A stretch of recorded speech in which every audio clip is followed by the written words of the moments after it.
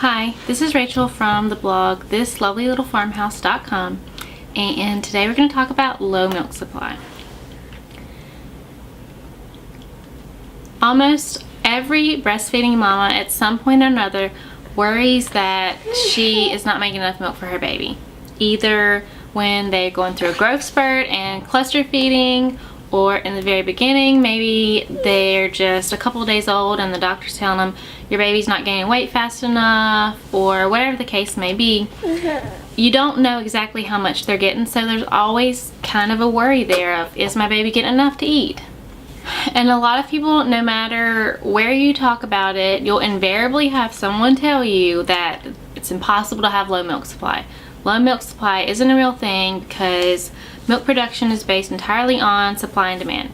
Which, yes, in a perfect world, milk supply is based entirely on supply and demand, but we don't live in a perfect world. We live in a world where there are things like tongue and lip ties that will cause low supply, which I have a post all about tongue and lip ties. If you're interested, I'll put a link to it in the description below. They also have hormone problems that can cause low milk supply. Hypothyroidism is one. PCOS. Other things like stress and depression, all those contribute to low milk supply. And a lot of times you can try to do every single thing right and you still will not be making enough milk for your baby. And somebody say, well, how do you know? What makes you think your baby's not getting enough milk? Hello, it's my baby and I know they're still hungry. I always wanted to say that. I never did, but that's what I always wanted to say. Hello, I'm the one breastfeeding them. I think I would know if they were full.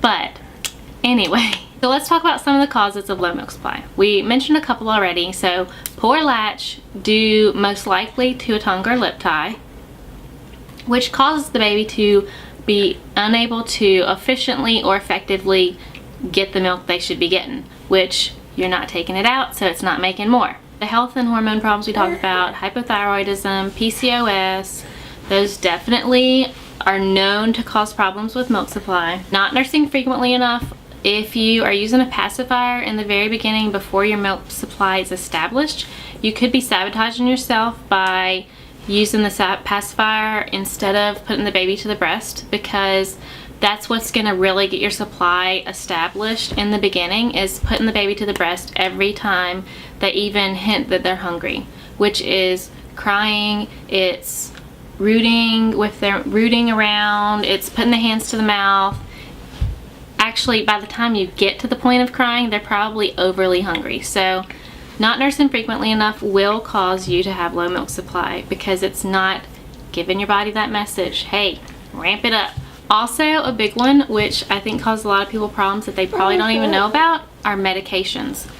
Because things like antihistamines and cold medicines that are intended and made to dry you up when your nose is running or you're stopped up, they dry everything up. And this is something that is a real legitimate problem that people aren't told, that these things will cause low milk supply because they do dry everything up. Fortunately, there are things that you can do to quickly boost your milk supply. Now, I'm not saying that this will help every case, because sometimes, like I said, you will do everything right, you'll do all the things and still have low milk supply, which is the case that we were at. We ended up discontinuing breastfeeding because I did all of the things and my milk was still just dwindling to where it wasn't even worth it. I was at the point of being exclusively pumping, and postpartum depression, which is a very, very real thing. If you're going through it, you're not alone. That makes everything seem 10,000 times worse and harder. Had that big time. So just know that even if you try all of these things and can't boost your supply, having a fed baby and a happy baby is better than the stress and anguish that you're going to go through trying is better than the stress and anguish of not being able to feed your baby. I know it's hard. I suffered from the mental anguish for weeks and weeks, probably months, before I finally said, okay, this is not working, we have to stop. and I wish I would have stopped sooner. I know this is the post in favor of breastfeeding, but I just want to say, if you're in those times of struggle and you're going through that anguish, it might be better just to stop, because mentally it was not healthy for me to keep going, because I was at such a low place with the postpartum depression, and all that stress of the breastfeeding stuff just made that worse. So just take care of yourself. You need to be a happy mama for your baby, because they can't be happy if you're not happy. So take care of yourself, even if that means putting them on a bottle. Okay, so the things that can increase your supply. They have tons of supplements and things, herbs and things that specifically are known to increase your milk supply. A lot of the supplements already have these substances combined in them to where you don't have to take a ton of different pills. You can just take one. Brewer's yeast is one that is known to increase milk supply. Dark beer, because of the hops and the yeast in it as well, is similar to brewer's yeast. Power pumping is power pumping and beer and fenugreek. I saw a lot of people say that those, like, they could do that and within 2 days their milk supply had doubled. So power pumping is a really, really effective way to, within a few days, boost your milk supply. It's definitely something to look into trying. Basil and fennel essential oils are also something that are known to help increase your milk supply, applying them topically. A word about the essential oils: if you do use the fennel, you're supposed to do 10 days on and 10 days off. It has to do with urinary tract infections. Check that out if you're going to use it, because it's definitely something that's cautioned against with, you want to take time off of it. So nursing on demand, that was another one we talked about. You want to nurse your baby every time they seem hungry. You don't want to. Scheduling can in some cases be detrimental versus as opposed to nursing on demand. So that's something to look into and consider. If you respond well to a pump, pumping after nursing can also help, because if the baby doesn't completely empty your breast, you can pump it out the rest of the way, and that tells your body, hey, this was not enough, get to making some more. Lots of skin to skin. Now, I found all this stuff very interesting, and skin to skin is one of those things that I find very interesting, because it produces the hormone oxytocin, which has to do with your milk letdown. So skin to skin can be very effective for boosting your milk supply, especially in those early days when you bring your newborn home from the hospital. And also, for me, it would be a last resort, but some people might just prefer to go that route. They have medications that can increase your milk supply. You have to get a prescription for them from your doctor. The one, I think they have multiple ones now, but the one that most people use is Reglan. And this is the one thing off the list that I didn't try. And the reason is because the main side effect of Reglan is depression. I was already dealing with so much postpartum depression that I didn't want to take any chance on increasing that and making it worse. It just wasn't worth it for my mental health. But if you are not having problems with postpartum depression, that could be a really good option if you just want something easy. You can ask your doctor about it and they can give you a prescription. So depending on the reason for your low milk supply, that could really help you. As far as supplements go, fenugreek is definitely the top recommended herb supplement. It also has a few things that go with it though. It can make your urine smell funny, and also your sweat. So if you take it and start smelling funny, that's why.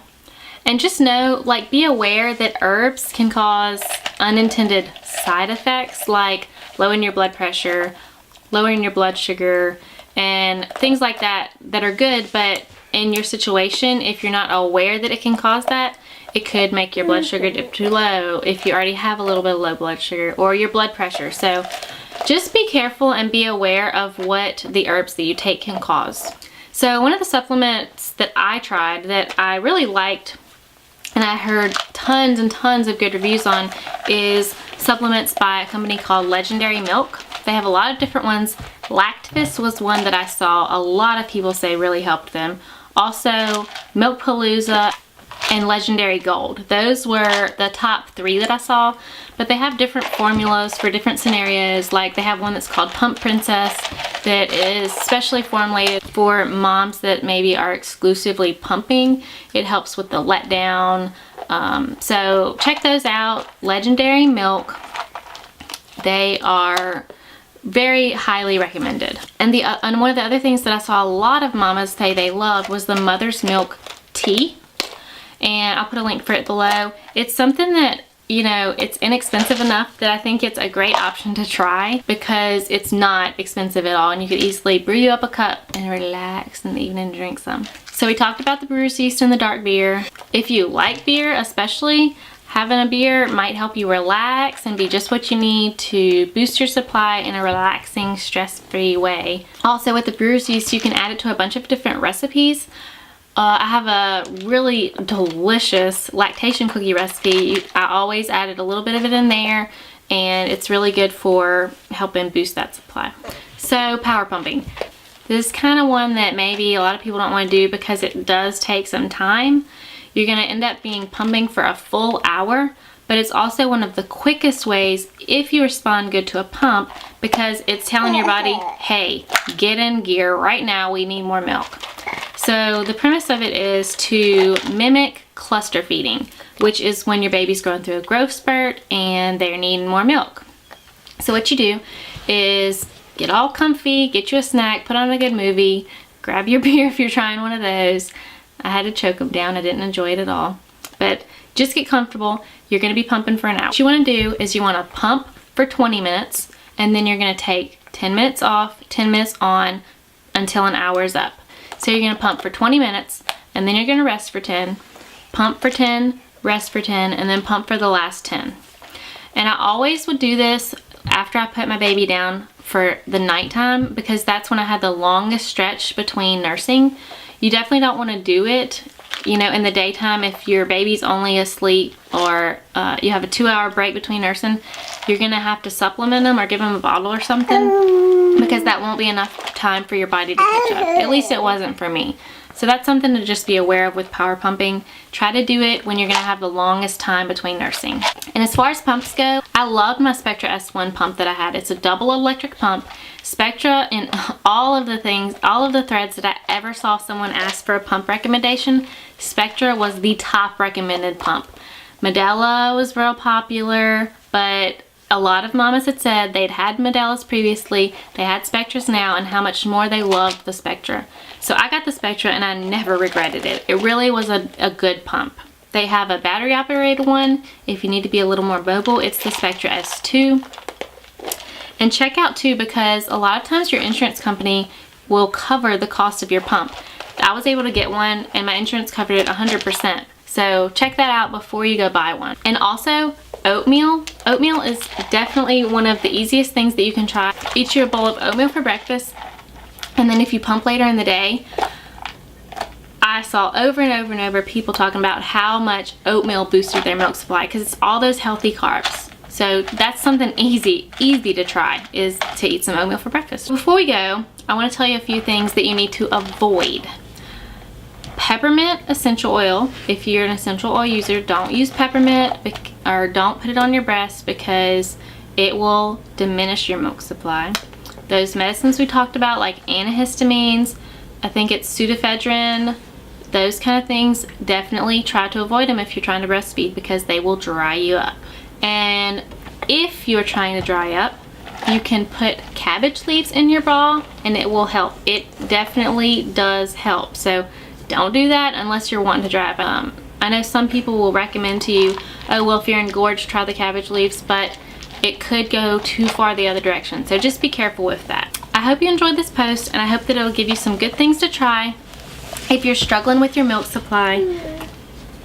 If you have any other good tips, let us know in the comments below. Also, be sure to check me out on Instagram at This Lovely Little Farmhouse. And if you want to see more articles and videos, I have more baby videos and motherhood articles on my blog, thislovelylittle.farmhouse.com. If you liked it, please subscribe and check back for more later. Thanks, y'all. Bye. Say bye-bye. Bye-bye. Bye-bye, bye-bye, bye-bye. Bye-bye. Bye-bye. Bye-bye. Bye-bye. Formulated for exclusively. Sit down, I'm gonna get you some treats. Something that can, hey, quit pulling all those out. You need another pretzel? You got one already. You got one still.